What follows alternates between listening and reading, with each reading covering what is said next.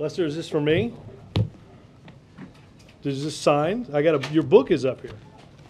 I didn't put it up there. All right. I'm going to. It's not his book. Thank you. Just read from it. I'm sorry. It's, yes, it's your daughter's book about you. I didn't put it up Thank there. you for Somebody else did. I did not. But you didn't discourage anybody from putting it in. What do you want me to do? Mr. Feller? As a matter of fact, you're in it. I am, or Chuck is? No, you. Not Chuck? Oh, you, buddy. Shall I? Take us away, Mr. Feller. Thanks. Please. Two topics. On unemployment, the extension of the benefits, it looks like the Democrats will certainly have the 60 votes they need tomorrow to get past filibuster and move this into law. So with that being known, I'm trying to understand why the president did what he did today. What's the point of calling out the Republicans if you know you're going to have the votes already? Well, Ben, look, we're obviously hopeful that we have the votes. Obviously, with the appointment of a new senator from West Virginia, that's certainly important. We have the support of Senator Collins and Senator Snowe from Maine. But I don't think you would take. We certainly don't take anything for granted, given the fact that this will be the fourth vote on extending unemployment benefits, when, if you look, I think, at the past, this has tended not to be a confrontational or controversial thing to do. We have hundreds of thousands of Americans each week that exhaust whatever stage of their unemployment benefits they're in. For many of them, and you heard the president tell some stories today, these are people that are having to make decisions not just this month but next month on how to pay the bills and how to pay the mortgage. We don't take any of that for granted in trying to ensure that we have in place the type of emergency benefits that are necessary. But is giving a statement like this in the Rose Garden, is it intended in any way to actually try to win one of the lawmakers' support? To ensure, I think, that people are clear where the president is. We did this, I think the president in June talked about this in the radio address. Again, we've tried on 3 occasions to get what I don't think, as I said, Ben, in the past has been that controversial. If you had 8.5 million people that had lost their jobs in the deepest recession that this country has faced since the Great Depression, extending unemployment benefits, you would not normally think of would be something that would require a filibuster attempt. It certainly hasn't in the past. And the president wants to make sure that tomorrow, that although in recent past you haven't needed 60 votes, that we have 60 there to clear this.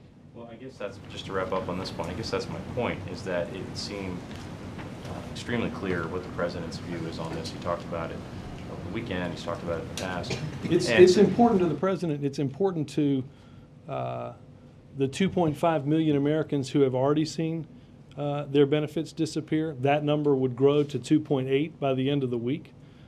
This obviously has to go. Understand, this is not the end of the road. This piece of legislation, if the Senate passes it tomorrow, goes back to the House. We hope to get it back to the president's desk as quickly as possible, so that we don't see that number of 2.5 million Americans go to 2.8 million. So you don't see this as the kind of political theater, the back and forth that the president was elected to stop? Ben, I would love to sit up here and tell you that when the vote first came to the floor of the Senate, I don't know, I don't have the date with me, that something, again, that if you look back, as certainly as far as I can remember, has tended not to be controversial, that it would have passed. I think if you would have stopped people in this town 6 weeks ago or 2 months ago or 6 months ago and said, do you think it would take 4 different votes?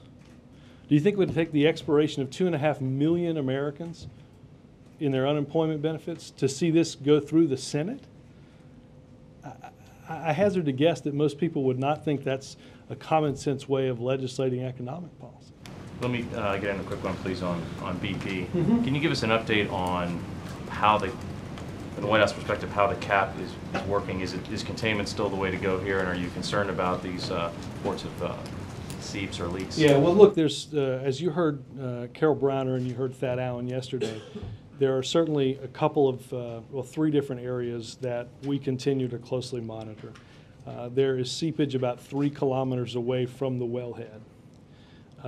There are bubbles that are visible on the underwater camera, which we continue to monitor. And there are some leaks from the upper part of the wellhead in where the shear ram has closed. Those all bear special monitoring. There's a NOAA ship in the area that has also detected some anomalies that we want continued monitoring on. Obviously, we asked for additional testing, as you well know, last week, because when you cap this well, you want to continue to take those pressure readings to see if you are, obviously the pressure is going to rise, and then that pressure should be, if the well is completely secure, sustained.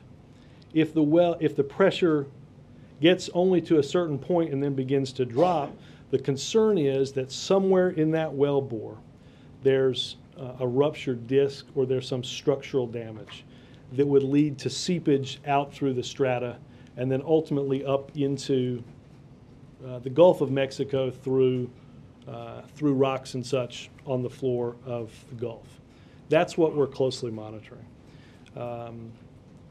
We had some concerns, I think, as you heard over the past 24 hours, about commitments that BP had made that we did not feel that they were adequately living up to in terms of that monitoring.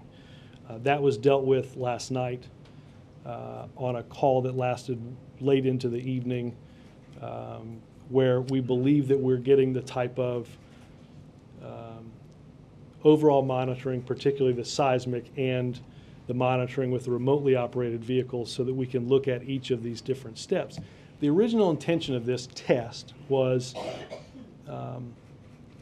engaging that pressure. You could make a few different determinations. First and foremost, in bad weather, which we've seen more of earlier than we have in recent memory, could you temporarily cap the well? Would the pressure sustain itself to temporarily cap the well in the event that boats had to be moved out for a hurricane? To what degree is the structure and the integrity of the well, how can that sustain either assisting with a kill operation as it relates to the relief well, or can you try a separate kill operation using this cap and this blowout preventer? That monitoring continues, and we will continue that each day. About 1 o'clock, there is a conference call with the scientists. I don't know if it's still going on, where they will determine whether or not, based on the pressure readings that they're seeing, are we okay to move to an additional 24 hours of testing? Again, to make these determinations, all the while monitoring to ensure, as I said last week, that we do not do any harm to the well itself. Is it frustrating to the President that after all this time, the government still has to get on BP to uphold its word? Sure. But that's the role that we have to play, to ensure that when the Federal On-Scene Coordinator and our National Incident Commander make decisions that authorize BP to do different things, that the conditions at which that authorization is given are met. We'll continue to do that and monitor that. Secretary Chu is closely monitoring the situation, along with the other members of the science team, in order to make sure that we have the best available information as soon as possible. We do know that in the event that there is something wrong with the pressurization, we do have a containment apparatus and architecture in place, albeit it would take some time to get those boats moved back in and everything hooked up. The good news is we have a containment architecture that we believe is likely to contain all of what could come out of that well. When the President meets with the Prime Minister tomorrow, will he bring up the case of the Lockerbie bomber and questions about BP's role in it? Steve, let me say this. Our Our viewpoint on this case last year was well known, and that was we opposed the release of the Lockerbie bomber. We made that opinion known. I think the government that will visit from Prime Minister Cameron's government also opposed that release. I anticipate that in some form, yes, this will probably come up tomorrow. Should there be an investigation into what happened? Well, I think, look, I think in many ways that will be up to the British government to determine. I know that I do not know the role that BP played. It certainly, we were unaware of any role that they played in rendering an opinion. We, if they did, we certainly didn't agree with the opinion that he should be released, and that's what we enunciated to the government. And separately, the Treasury Department's watchdog group says the administration may have acted hastily in demanding that GM and Chrysler speed up the closing of dealerships. Do you agree with this conclusion? Steve, I think it is. I think it's important to look at the decision to put into bankruptcy and restructure both Chrysler and GM, because I think it is safe to say, without that decision that the president and the auto team made, it is likely that neither of those two auto companies would exist today. And I think if you listen to the CEO of Ford, it's not likely that that auto company would exist today either. Because you have auto dealerships that sell the cars that are produced by auto manufacturers. Auto manufacturers build cars that are supplied by auto parts suppliers. If an auto parts supplier is building steering wheels for 3 different companies and 2 of them disappear, it's not likely that even that where we were economically, that third company could in any way make up for the market share decline of the 2 that were lost, and it's likely that that auto parts supplier in and of itself would likely have disappeared.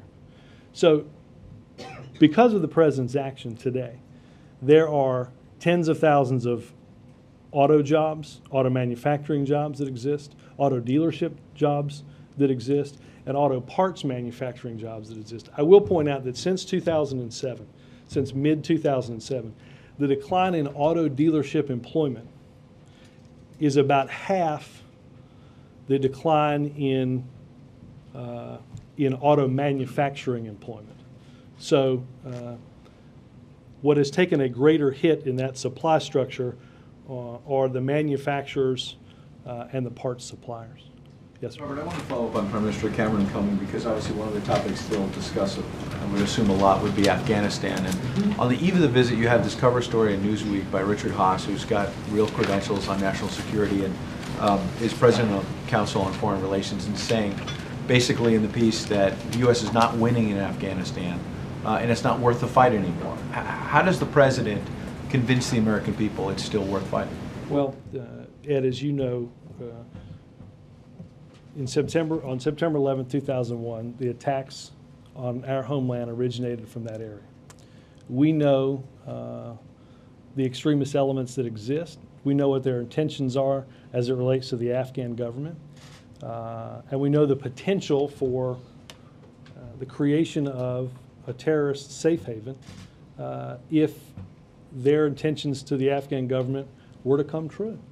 I think the president has on a number of occasions laid out why what he's doing in Afghanistan is in our national security interests.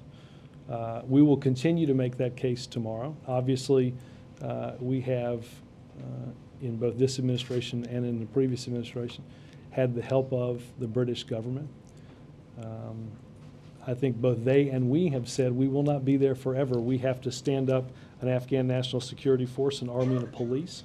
We have to improve governance, a lot of which will be discussed this week at the Kabul conference, which which builds off of a whole host of events around making sure that we sustain our progress in Afghanistan. When the Vice President, though, on ABC suggests that next summer troops are coming out, essentially regardless of the conditions on the ground, doesn't that send the signal the U.S. may not be in it for the long haul? No, it sends the signal that those that are involved in getting the Afghan national security forces trained, that those that are involved in ensuring that we have the type of governments that is necessary to to sustain areas that are cleared, have to get on with it. No one should doubt this president's resolve in Afghanistan. And if you have any doubt, simply look at the resources that were allocated to this battle prior to him coming here, and the decisions, the real tough decisions that he's had to make to add forces into what he believes is the central front on the war on terror. Does he believe we now are winning in Afghanistan? I think he would tell you that we are in better shape than we were, that we have, and we are constantly evaluating the resources that we've added. As you know, there will be a White House-led review in December on where we are on this strategy. I don't think anybody in this building or anybody in the Pentagon or anybody in this town that is aware of the decisions that we've had to make, that anybody that thought this was going to be quick, anybody that thought this wasn't going to be a tough slog each and every bit of the way. And I think it's proved to be that. You mentioned 9/11 earlier, obviously in this context. Washington Post has a series suggesting that the intelligence community has grown exponentially since 9/11. I know a lot of that happened before this administration, but obviously now you've been on the job for a year and a half. And in the time of deficits now, what is the administration doing to ensure that this money is being spent wisely? Well, first and foremost, we owe a debt of gratitude to everybody in the intelligence community. They work day and night to keep our country safe. Obviously, after September 11th and with the advent of wars in both Iraq and Afghanistan, you're going to have an increase in the capability that's required to fight that. That is not to say that anybody in this country, and I don't think anybody in the intelligence community would have bet excessive waste. We have to balance the necessity of the resources needed to fight our adversaries, and at the same time balancing that against waste. Look, in some ways you want, the 9/11 Commission spoke fairly effectively to this, you want redundancy, you want some redundancy built into that system. The president talked about contracting during the campaign. In March of 2009, issued a memorandum giving guidance on how to manage non-competitive contracts. Expanded that in January of this year, issuing a memorandum to agencies detailing that contracts should not be given to companies delinquent in paying their taxes. I would point out that in the first 2 quarters of fiscal year 2010, the percentage of dollars awarded in new contracts without competition dropped by 10% when compared to the same period in fiscal year 2009. So obviously this is something that all of us have to continue to monitor. The capabilities necessary with ensuring that no taxpayer dollars are wasted. Mr. Carl. The president said that the Republican leaders in the Senate were advancing the misguided notion that the unemployment benefits discourage people from looking for a job. But the Republican leaders from Mitch McConnell on down have said that they are in favor of extending unemployment benefits, but that they want the cost of that extension to be paid for with cuts to other programs. What's wrong with that? In a time of great economic emergency,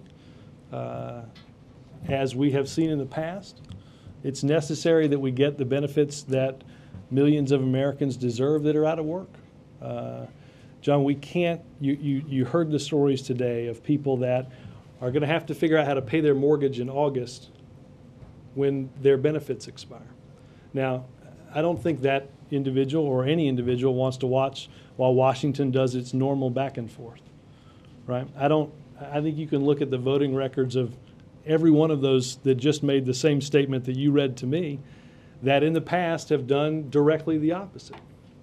We are in a an economic emergency that we have not seen since the late 1920s and the early 1930s.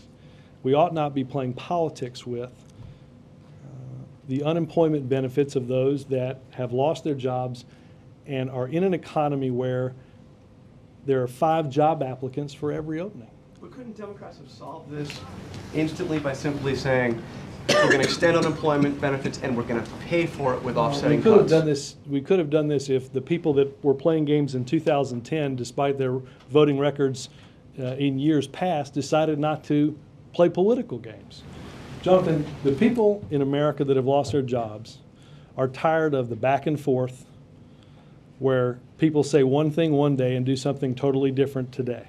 We have voted 3 times, and tomorrow we will vote a 4th, to simply extend the benefits for those that are unemployed for a long term, simply to extend them a few more weeks. That's what the American people deserve. But pay-as-you-go is the very principle the president has put forward himself. But saying that Jonathan, now, this because is- of big right. deficits, we need to pay our way. And I think this president has backed up that rhetoric by introducing a 3-year ban or a 3-year freeze on non-security spending. But there are certain things that are and always have been considered emergency spending, and extending unemployment benefits to those who have lost their jobs in the worst economic recession since the Great Depression certainly qualifies for that. And let me just ask you one other thing on this. The so-called 99ers, people who have been unemployed for 99 weeks or more, their benefits are not going to be extended under this.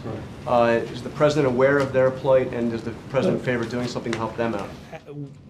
Obviously, we are aware of and concerned about. I think first and foremost, Jonathan, we've got to figure out how to get those that are currently unemployed to a position where they can even get close to being covered for that long. I think it is safe to assume that based on the games that are going up on Capitol Hill, we are not at this point going to see an increase in extending those 99 weeks. And our focus right now is getting those individuals to that level. Right now, if you're on, you could be somebody who is in the 25th of their 26th weeks of state unemployment, who finds themselves about to be left hung out to dry by the political games in this town. So our focus is on extending what we currently have. So you say that we ought not to be playing politics, and yet it seemed that the president himself was suggesting that the Republicans were playing politics. He said it was time to look past the election out there this morning. And yet, when everybody knows this is going to pass tomorrow, how can you say that the president is not indulging in a little politics? Because, Bill, if I would have stopped you 6 months ago or 6 weeks ago, as I said earlier, and said, do you think it will take 4 chances to simply pass the type of unemployment extensions that you have covered in this town for decades? I doubt you would have said yes.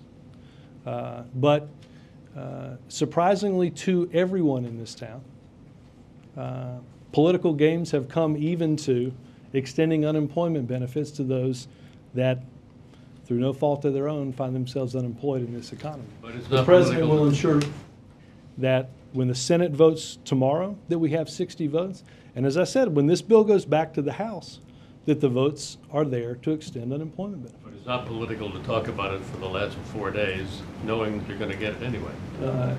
Let me tell you, if there's anything that's truly noble in this town, it is that nothing is truly noble. I will be happy to put the president out each and every day to talk about the fights that he's going to wage on behalf of those in this economy. Bring him out. We'd love to. One other topic. I think you saw him today. Do you have any problem with what the Post published? Did it, in your view, compromise? Well, look, national I'm security? not going to get into some of the discussions that we had. Obviously, there were some concerns, and I think the Post covered that there were some concerns about certain data and the availability of some of that data. Again, we are in a balancing act, as one should be, in ensuring that we have both the best capabilities in the world, but we're not wasting taxpayer dollars. Did you ask them not to publish certain things? I'm not going to get into the discussions that we had with them over some of the concerns that we had. want to go on the BP here. Today, for the first time in what's felt like weeks for our folks down there, BP didn't do a technical briefing. A couple of technical briefings. Are you guys going to encourage them that they come back and brief the public again? Because it does seem Chuck, as I would if encourage- whatever happened last night suddenly spooked them from giving a briefing to the public. Look, I have, and I would encourage BP at every step of this to brief you all and to brief the public on the steps that are being taken, the steps that have been taken, and steps that they're looking to take in the future. Look, from the very beginning of this, we encouraged greater transparency. We encouraged that footage be made available of the camera at the spill site, and have believed at every turn that more information is certainly better. I hope that for whatever reason BP decided not to brief today, that they come to the conclusion that the American people are owed information on this and rightly answer those questions. What we will do, Chuck, though, is to ensure that if there are conditions with which the Federal On-Scene Coordinator and the National Incident Commander authorize BP to take certain actions, we will make sure that those are met, that they're living up to what they have agreed to do in terms, and I think this is clear, in terms of the monitoring that's necessary either at that well site or within a few kilometers to ensure that all the steps that we are taking now are done so not to do any harm with what we know is a very fragile environment. Would the government hesitate in ordering BP to basically unseal this cap right now if they believe it's doing damage to the seafloor? If we thought that there was, it's causing this leak. if we thought that the pressurization test itself potentially did damage to the seafloor, obviously we would stop that immediately. That's why there are calls that happen several times a day, but each day at 1 p.m. On whether or not this test should be extended. Look, I think we are gaining valuable information in determining the structure of the well and our ability to, even if we had to go back to a strictly containment architecture, that we had the capability in the event that there was either a large tropical storm or, God forbid, a hurricane in the Gulf, that we would have the ability to, for a short period of time, a number of days, cap that well. And I think we're learning some of that valuable information. Do you guys are you confident that BP is going about this with an open mind, or they're trying to look for any reason why not to uncap this well at this point because I can of say the this, monetary cost? I can say this, we will ensure that at every step of this, that they are taking the steps that our scientific team believes is necessary to ensure the safety of the area, to ensure that the safety of the well and the well bore, and that no extra harm is done in what we already understand is a catastrophic situation. Can you share with us, as Secretary Chu, I know, is sort of the leader in this scientific team, is it his belief that this leak, this methane leak, is related to the capping of the well? That's what we're trying to figure out. I was not a physics major in college, and if you spend about an hour or an hour discussing economics, well, which at least that's a social science. I was in a meeting with him once for about an hour and a half, and I felt as if I should have been at least given. I thought I should have been at least given a minor in physics. They're monitoring the pressure, and we are still continuing to monitor that pressure and are not want to continue doing so because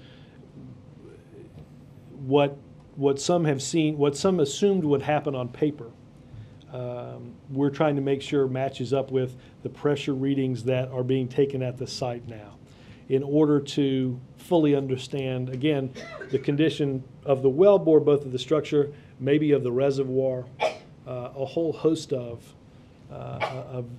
different scenarios. That's why, again, they were on the phone very, very late last night going through and continue to go through detailed monitoring.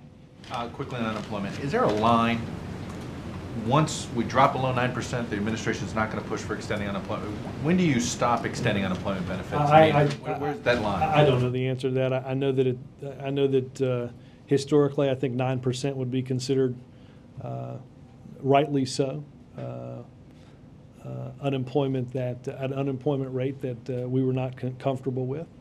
I will say, as a result of drop below, then that's look, I'm not even sure you'd be comfortable at 8.8.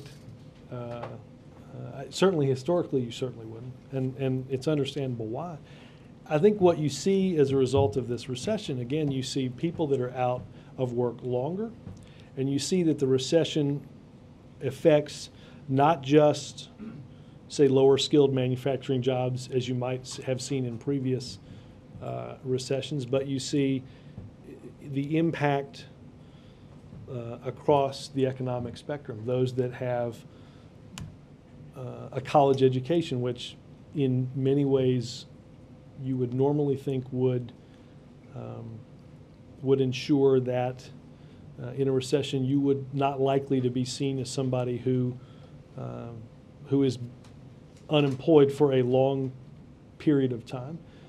We see more and more of that happening this time. So do you anticipate in 3 months you're going to be asking for another extension? If the unemployment rate stays where I think we all expect it to, it may be, we may need to extend those benefits, yes. Only two questions that I know, let me you'll enjoy answering. That's awfully optimistic of you, You'll come Lester. back to me? I may, yes. Mark. Robert, if the president pushed for the reinstatement of pay-as-you-go, what point was it if he's going to allow or go along with exemptions or exceptions for something like unemployment? Again, emergency spending has been exempted from pay-as-you-go. But it's spending. It goes on the deficit and in the debt. I understand. And he talks about... But that's why, look, we passed a recovery plan, and you pass emergency spending much like a family sitting around a kitchen table. You make an investment in a college education, not because you may have 4 years of tuition sitting in your savings account, but because you understand it's a better investment for the next day. Or if you came home and you had a leak in your roof, but you didn't have the money to pay for it, and the only thing you could do was borrow the money, Mark, would you argue at the kitchen table that everybody ought to just get wet until we can scrap together the money to pay for it? Or should we deal with the emergency as it exists so that everybody doesn't get rained on? I think that might be a good lesson for Washington, that we all don't just get rained on as 8.5 million people are out of work. Couldn't you apply PAYGO to unemployment benefits as quickly as not? Or are you saying Again, it would take much longer? Extending unemployment benefits in a recession has, I think in virtually every instance, been considered rightly so emergency spending. Roger. Yeah, a follow-up again. Last month when the issue came up in the Senate, the Republicans pointed to $50 billion in unobligated stimulus money to pay for it. But Senator Reid objected. Well, what would be wrong with taking that unobligated money? It may be unobligated as yet, but it is, Roger, there's not $50 billion in the stimulus that isn't programmed to go somewhere in order to dig us out of the enormous economic hole that we found ourselves in as a result of a recession that started in December of 2007, and as I have said here today, is the greatest economic recession that our country has faced since the Great Depression. The Recovery Act was intended to spur economic growth, invest in the industries that we know can create jobs and create the jobs of tomorrow. And it would be enormously short-sighted to take money from that type of job creation to cover this now. It's just the game that Washington likes to play. All right, let me shift to another topic. For the Obama-Cameron meeting tomorrow, there are a lot of topics that are going to be coming up. What is uppermost on the president's mind that he wants to speak with Mr. Cameron about? Well- Is it Afghanistan, or is it deficits, or? I think that on the list tomorrow will be Afghanistan, certainly. No doubt our global economic recovery, the Middle East. All of those topics, I think, will be something that these two leaders spoke about in Canada just a few weeks ago, and will likely continue those conversations. I would say Afghanistan is probably first and foremost on that list. The UK says they want to have their troops out of Afghanistan by 2015. Will the president try to dissuade him from naming any date or anything? Look, again, it is hard to look that far into the future. Obviously, the president has committed to July of 2011 as a date of our transition, and begin to, based on judging that rate based on the conditions on the ground, to begin removing some of the troops that the president added as a part of our increased resources there over the past couple of years. One last thing on Lockerbie.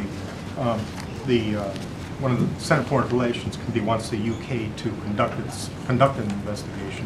Is the president going to raise that and support? I don't want to get ahead of what the president and the prime minister might talk about. Obviously, I think this issue will come up, again, I would reiterate that it was our strong belief then, and it continues to be our strong belief now, that the Lockerbie bomber should not have been released. Does he think BP played a role in that? We know of no information inside this building that that somebody got as a result of an effort by them to weigh in. Robert, It wouldn't have made a difference anyway, given where we ended up on the issue. Yes, will they do a press conference or Yeah. just an Oval Office? I think because of the heat, we're in the East Room for 2 and 2. On Afghanistan. Following up on Bill's question, Robert, do you believe the extensive coverage in the Post today enhanced or undermined the public's awareness of national security and intelligence operations since 9/11? Look, it's not for me to judge the news coverage of.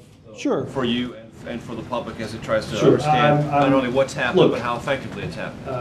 And I think that, again, we owe a great debt of gratitude to those in the Intelligence Committee, as I said, intelligence community that that work extremely long hours, that we rarely, if ever, see their good work, but it keeps us safe day and night. It's not major for me to get up here and discuss my viewpoints on that, except to say that, as I said earlier, I think it is important that we have the capabilities that are necessary while ensuring, as the president has on contracting reform, that we take the necessary steps to ensure that taxpayer dollars aren't wasted. Did anything published today undercut those priorities or those efforts? I think I gave that answer earlier. Just I want to make sure I understood what you were saying to Chuck about unemployment. That you and the team essentially assumes right now, things could change, that unemployment is likely to be at 9% or higher by the end of this year. No. I think Chuck, correct me if I'm wrong, I think 9% was a number. I threw it to you. I said, is Yeah, 9% I the don't- line with which you guys would I don't stop know. asking for And you extensions? said that- it might be the line where we would stop. And No. I said, first of all, I think Chuck largely picked a line. I don't know that 9 was based on what Chuck's economic analysis I said maybe- denotes I'm talking that. about the arbiter. Right. So all I said was that I think by any fair estimation, I doubt either 9 or 8.9 would be considered something where you would decide not to continue to extend unemployment. I will say this, Major. First and foremost, we're focused on the vote tomorrow in the Senate, then ultimately this going back to the House to ensure that we have the votes necessary to get that extension to the president's desk. And it is still an open question whether at the end of this year, at the end of November 30th, when these, if you get them, are due to expire, if you need them again. It's certainly an open question, but again, I think it is fair and safe to assume that we're not going to wake up at the end of November and find ourselves at a rate of employment that one would consider not to be still in an emergency. And just to follow up on Jonathan's question, to Republicans who argue, yes, historically we have paid for these through deficit spending, but we've never before had $13 trillion in debt. We've never had a fiscal year situation except for last year where 9 months into the fiscal year, we're already at a deficit of $1 trillion. Conditions have changed and they require a different look and a different approach. To that, you would say what? I would say that I doubt that they would make that argument. I doubt they'd make that same argument if the Republican was in this White House, which So it's purely political. Given their history on this, given their votes on this, given their rhetoric on this, yes. Thank you. Coming at this from another direction, like you described, the unemployment situation as an emergency. Most economists don't think we're going to come rebounding out of this recession very quickly. Is there a point at which this relatively high level of unemployment becomes more of a chronic condition and therefore does in fact have to be paid for out of a regular budgeting process? I don't know if that number has been derived by the economic team or that date has. I think it is. I think you are correct to assume that, and I should just bring my handy graph and load it every day, that given the depth of our economic downturn, that it's going to take some time to turn that around. And look, there are different benefit ranges for different states. High unemployment states have a different benefit structure and award than lower unemployment states do. So obviously it varies somewhat, but I don't know if the economic team has derived the number or the date. Could they envision a time coming where they do in fact start? If they, I don't know the answer. Yes, Robert. Just quickly on the Vice President's comments on Afghanistan over the weekend. Talking about the withdrawal next summer, he said that it could be as few as a couple thousand. It doesn't sound like very much, like 2% of the force. Is it? I mean, that would be like a token withdrawal at that point. Is that really a deadline if you're going to pull out as few as 2,000? Again, what we've said is that marks a period of transition that will that conditions on the ground will determine the slope of that withdrawal. But if the slope is that shallow, well, look, is that really even count as I would say withdrawal? this, Mark. Getting into hypotheticals in almost a year away from now, I will say this. I think that we are on the verge of marking a considerable drawdown in Iraq that, if I recall correctly, a year before that, many said wasn't going to happen either. And certainly 2 years before that said that wasn't likely to happen as well. It has because of the hard work to build up the Iraqi security forces and to sustain that involvement. Again, the President, I think, has been very clear about what July 2011 means and what it starts. Just to clarify that, so there's going to be a withdrawal no matter what, but the pace of the withdrawal is conditions-based. Again, is that what you're saying? That's not just what I said. That is what the President said in December at West Point. Because when he said that, you just said he's pretty clear about what July 2011 means. It means we begin the transition out of Afghanistan. Again, I want to be clear, just so I think if you go back and read the President's speech of December 9th or 10th or 11th at West Point, I think December 1st. Yeah, I was. Did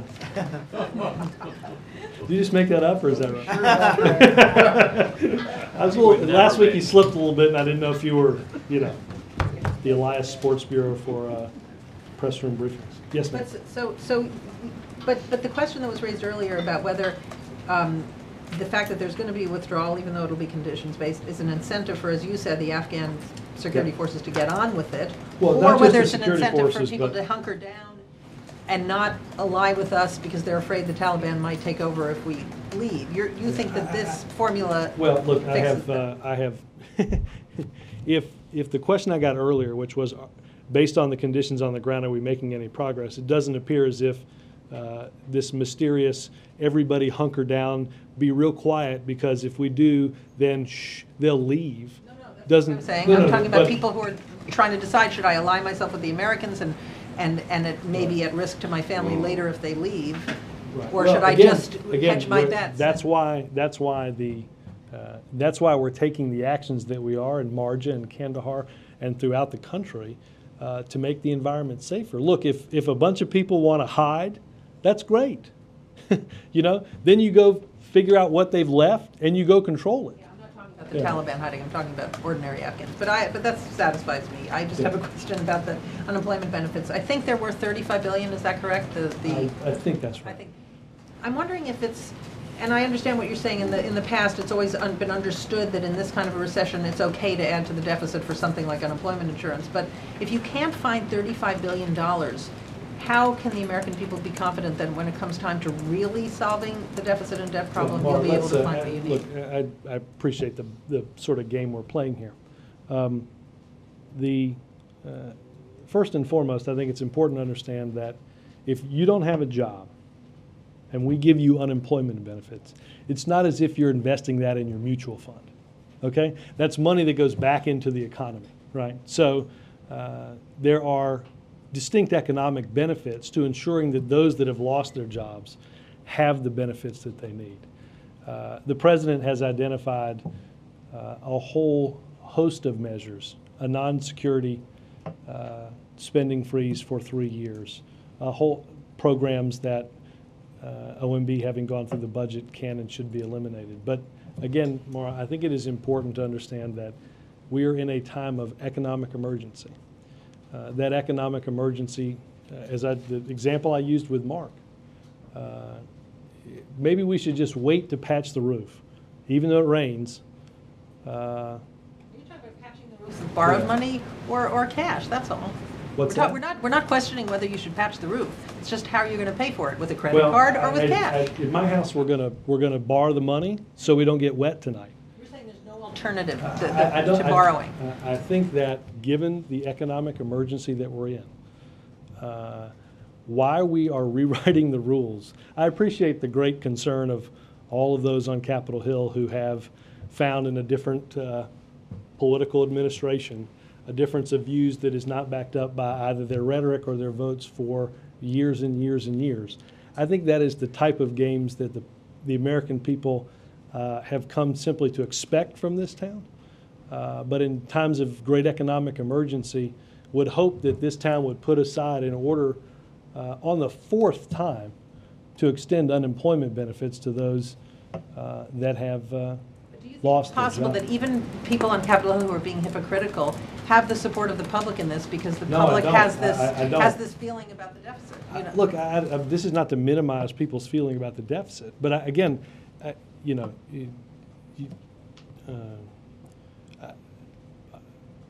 know when the last time NPR polled on this, but my sense is that most people support extending unemployment benefits. There are a few people on Capitol Hill that don't, but again, I think after a series of votes this week, and landing on the side of those that need help, the President and Congress will deliver extended benefits. Robert? Hold on, anything? Yes, Robert. Hold on, Stephen. Robert, when? Soon, maybe. Thank you. BP is obviously a very politically sensitive issue for both the US government and the UK government right now.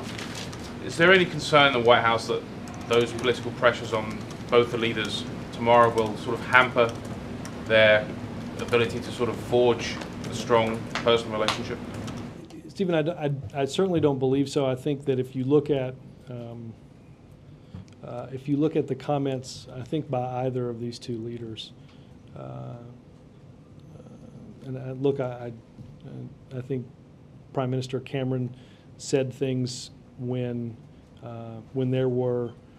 some in Great Britain were concerned about for instance, the holdings and the pension, that, you know, he said he expected, as President Obama expects, that BP will meet its responsibilities and its obligations for the damage that it has done. I think there is agreement on both sides on that issue. I don't think it will hamper any of our discussions.